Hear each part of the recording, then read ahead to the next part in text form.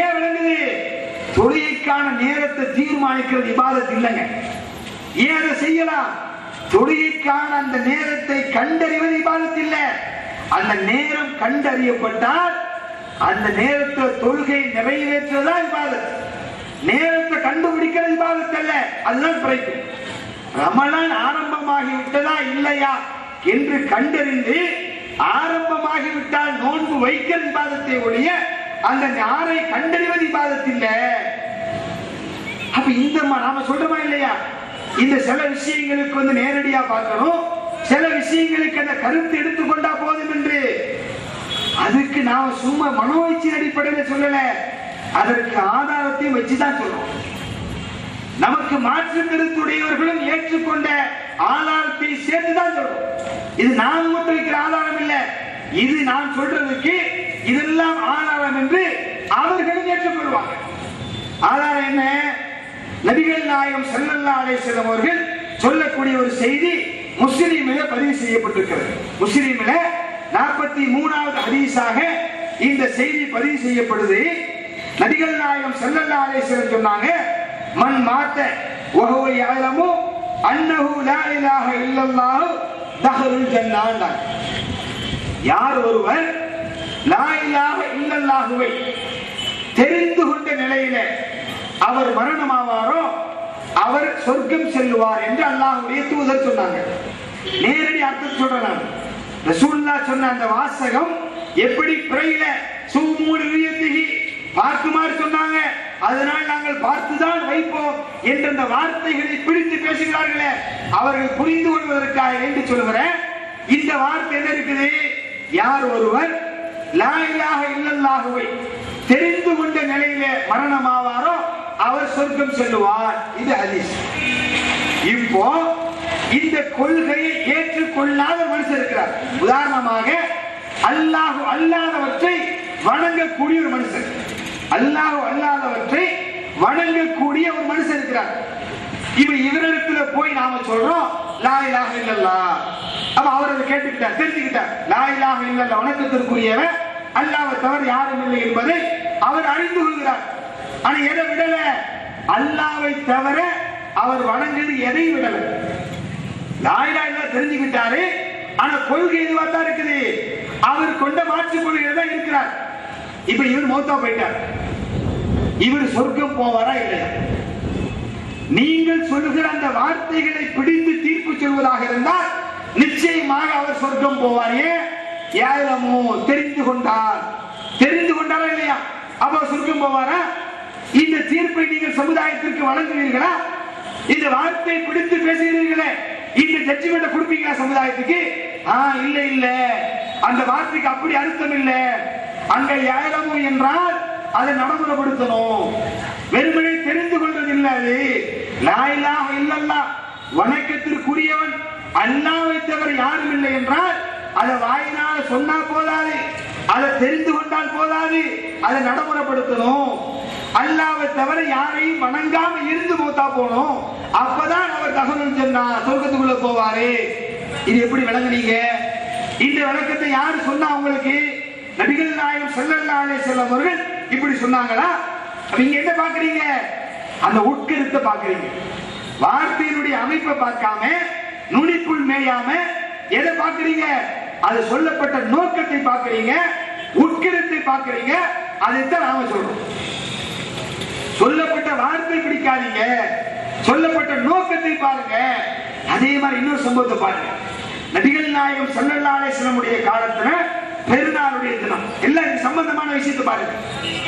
எங்க இருக்குது? புகாரில 978 979 ஹதீஸாக இந்த செய்தி பதிவு செய்யப்படும். எடுத்து பாருங்க, இட்டு கட்டிலாம் சொல்லல. இங்க என்ன இருக்குது?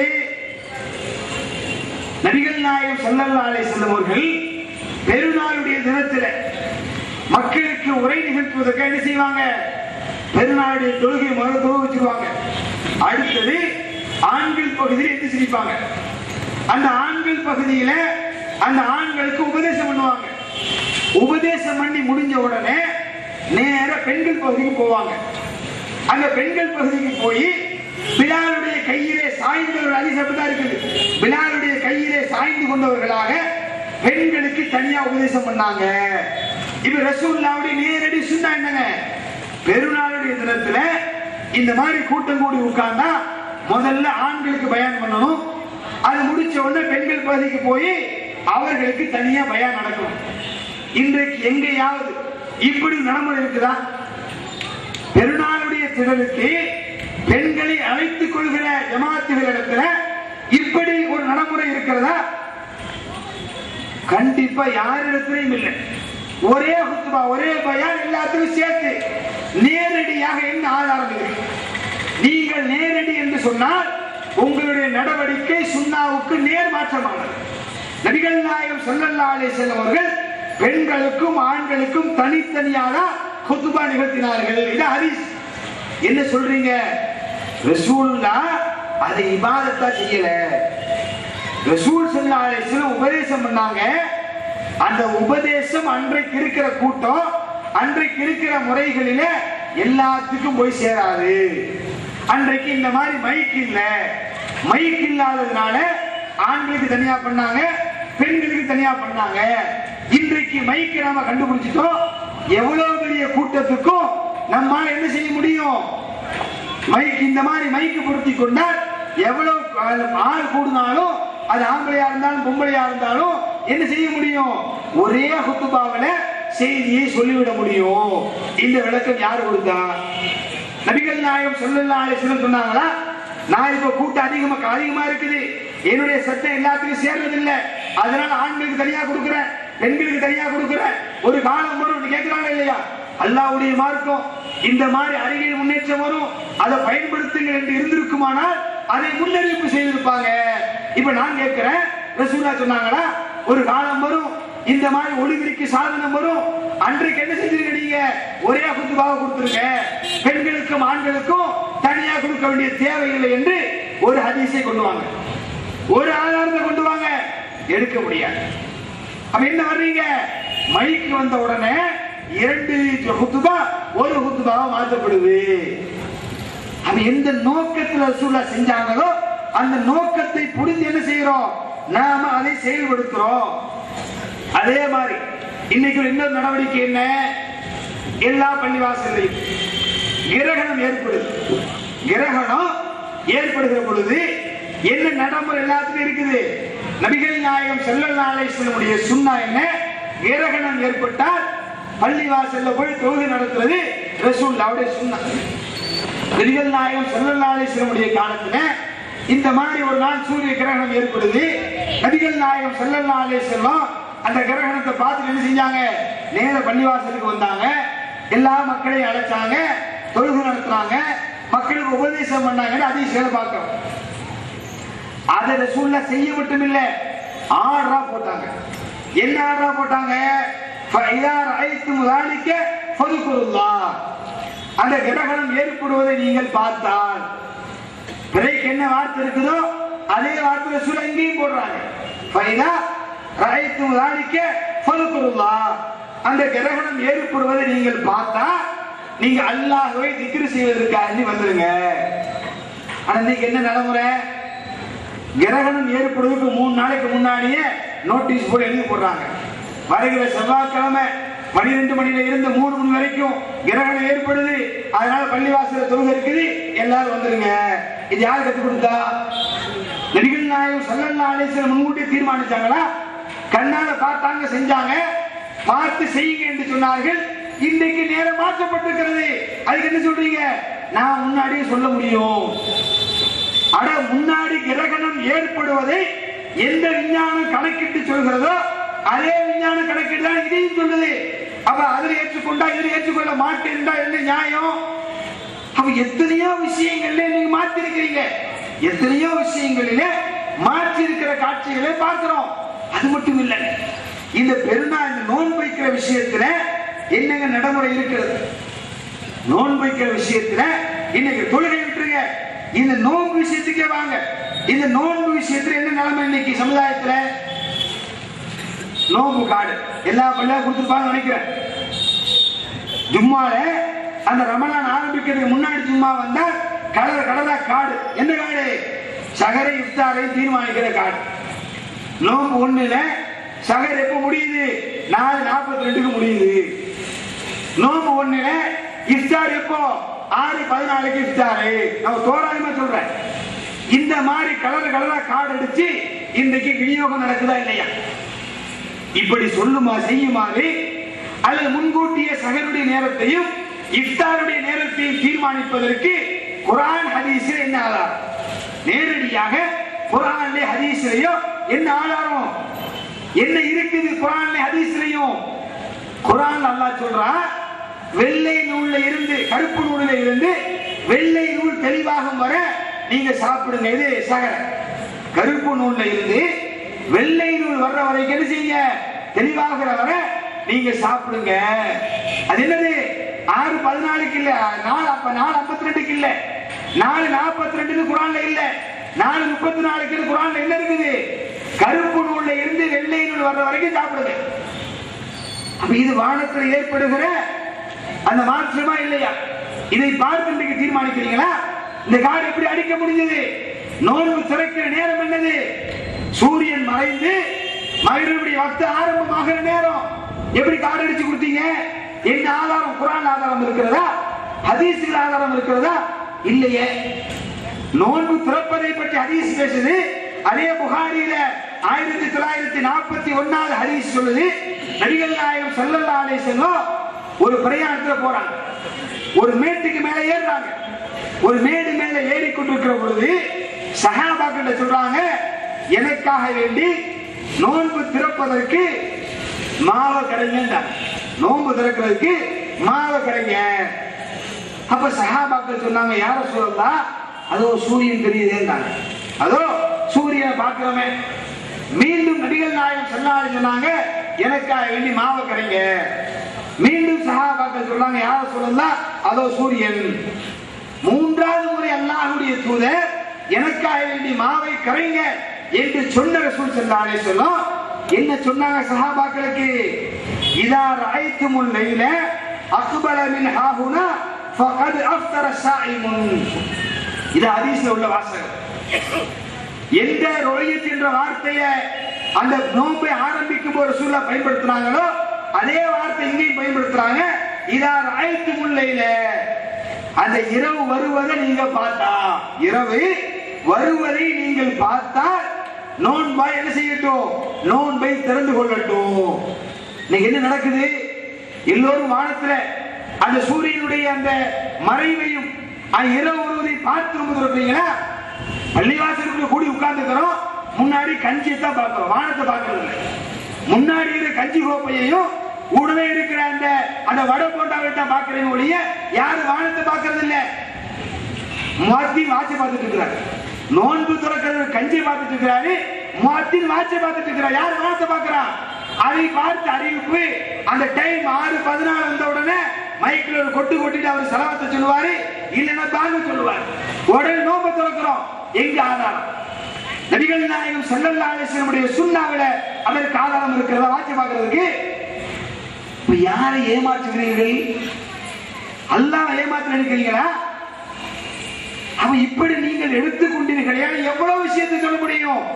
நேரடி வார்த்தைகளை எடுக்காம சொல்லப்பட்ட நோக்கத்தை புரிந்து பல விஷயங்களை அமல்படுத்திக் கொண்டிருக்கிறோம். ஆனா அதையெல்லாம் நீங்க பார்க்கறது இல்லை. நபிகள் நாயகம் ஸல்லல்லாஹு அலைஹி வஸல்லம் சொன்னாங்க, நீங்கள் கிபிலாவை முன்னோக்கியோ பின்னோக்கியோ மலஜலம் கழிக்காதீங்க. கிபிலாவை முன்னோக்கியோ பின்னோக்கியோ மலஜலம் கழிக்காதீங்க. மாறாக மேற்கு கிழக்காக அமர்ந்து மலஜலம் கழிங்கன்றாங்க. இப்ப இந்தியாவில் இருக்கிற நாம இந்த ஹதீஸை நேரடியாக விளங்கினால் எப்படி நடைமுறைப்படுத்துறது சொல்லுங்க? என்ன சொன்னாங்க ரசூலுல்லாஹ்? கிபிலாவை முன்னோக்கியோ பின்னோக்கியோ மலஜலம் கழிக்காதீங்க, மேற்கு கிழக்காக உட்கார்ந்து நினைச்சீங்க மலஜலம் கழிங்கன்றாங்க.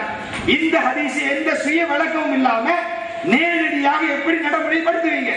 ஏன் இந்தியாவில் மேற்கு நோக்கி இருக்குது கிபிலா, இந்தியாவில் மேற்கு நோக்கி கிபிலா.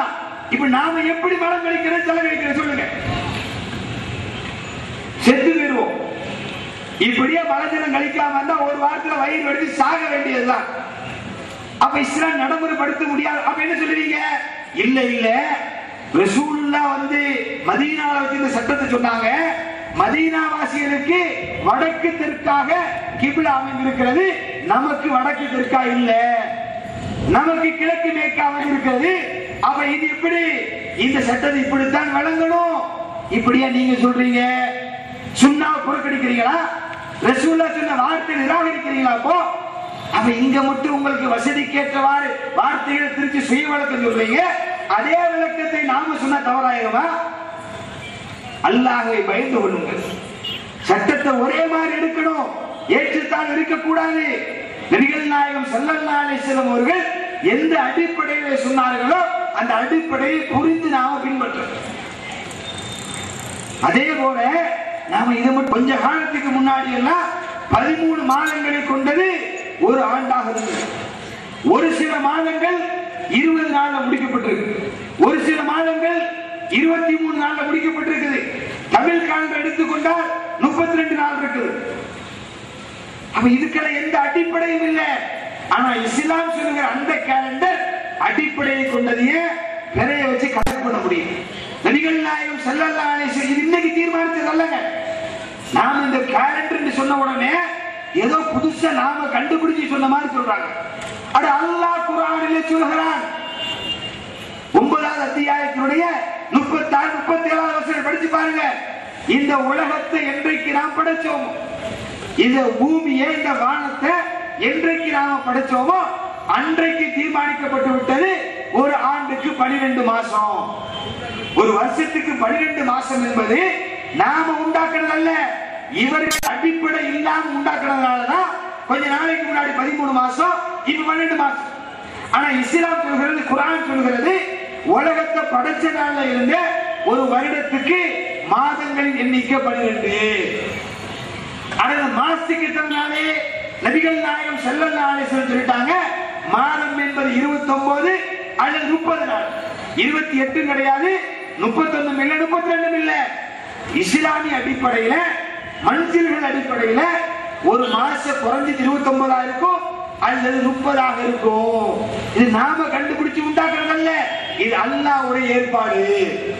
அப்ப அந்த தேதிகள் அத மன்சில் காட்டும், அதை அடிப்படையாக கொண்டு உங்களுடைய தேதிகளை தீர்மானிச்சுக்கிறீங்க, உங்களுடைய மாதங்களை தீர்மானித்துக் கொள்ளுங்கள் என்றுதான் இஸ்லாம் சொல்லுது.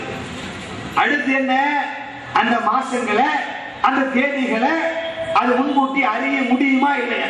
அதை குர்ஆன் சொல்கிறது 10வது அத்தியாயத்தினுடைய 5வது வசனம். ஹுவல்லதி ஜஅல ஷம்ஸ லியாஅன் வல் கமர நூரன் வகத்தரஹு மனாசில லிதஅலமு அதத ஸினீன வல் ஹிஸாப மா ஹலகல்லாஹு ذلك இல்லா பில் ஹக்கி யுஃபஸ்ஸிலுல் ஆயாத்தி லிகௌமி யஅலமூன்.